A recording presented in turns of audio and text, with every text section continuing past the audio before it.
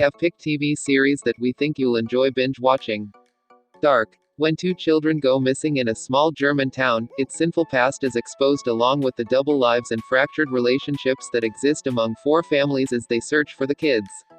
The mystery drama series introduces an intricate puzzle filled with twists that includes a web of curious characters, all of whom have a connection to the town's troubled history, whether they know it or not. The story includes supernatural elements that tie back to the same town in 1986. Dark represents the first German original series produced for Netflix. Unsolved Mysteries. Netflix's latest true crime entry is a revival of a US TV staple, and it's on the trashier fringes of the genre. Unlike the original show, which focused on urban legends as well as crimes, this just focuses on cases involving real people, usually with some additional curious element to generate more audience theories about what's going on.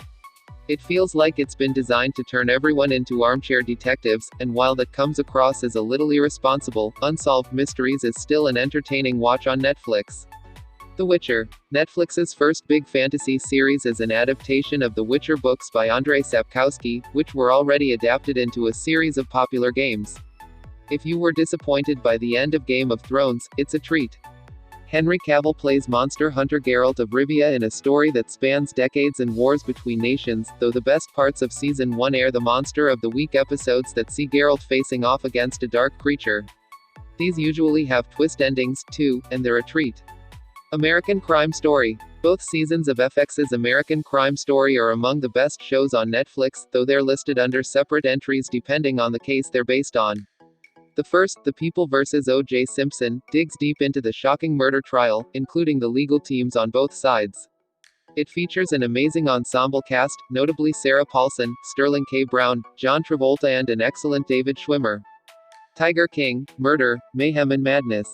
The latest documentary on Netflix to make you ask, how is this real? Tiger King takes you behind the scenes of a big cat tourism attraction, and it's eye-opening. What starts as a documentary about an eccentric with a lot of big cats in cages and a hunger for fame quickly escalates into darker and more serious territory. You won't see where this is going over its 7 episodes, and you'll never forget the range of characters you'll get to meet in this series. It's the most talked about documentary show in years, making Tiger King a must-see, even if its final follow-up episode with Joel McHale is worth skipping. Ozark. Ozark was hit by comparisons to Breaking Bad early on, for its tale of a seemingly good guy who's dragged into deep criminal activities. But it's a very different beast, not least in its visually distinctive titular setting. By its 3rd season, it's forged its own path as a family drama. Marty Bride, Jason Bateman, moves his family to the Ozarks in Missouri, where he has to launder $500 million for a drug lord who threatens his family, including his wife, Wendy, Laura Linney. Ozark is one of the most underrated series on Netflix, and is worth watching just for Wendy's character development and Linney's performance. The Umbrella Academy. Netflix showed it didn't need to collaborate with Marvel to make a great superhero show, as this quirky adaptation of the Gerard Way and Gabriel Ba created series of comics proves.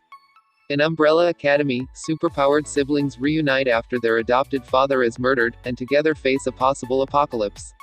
With an excellent ensemble cast that includes the likes of Ellen Page and Robert Sheehan, this breezy and fun show almost makes up for the lack of new Marvel content coming to Netflix.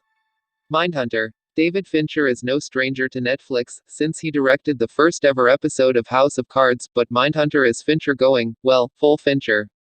It's based on John Douglas's book of the same name and charts the life of an FBI profiler whose job it is to track serial killers. It's set in the 70s and later the early 80s, and sees its trifecta of lead characters interviewing famous serial killers in often tense encounters. Fincher is extremely hands-on, too, directing 4 episodes of Season 1 and 3 of Season 2. Unfortunately, Mindhunter Season 3 is on indefinite hold, but we're hopeful for its eventual return, given that this is some of the director's best work to date. Thanks for watching.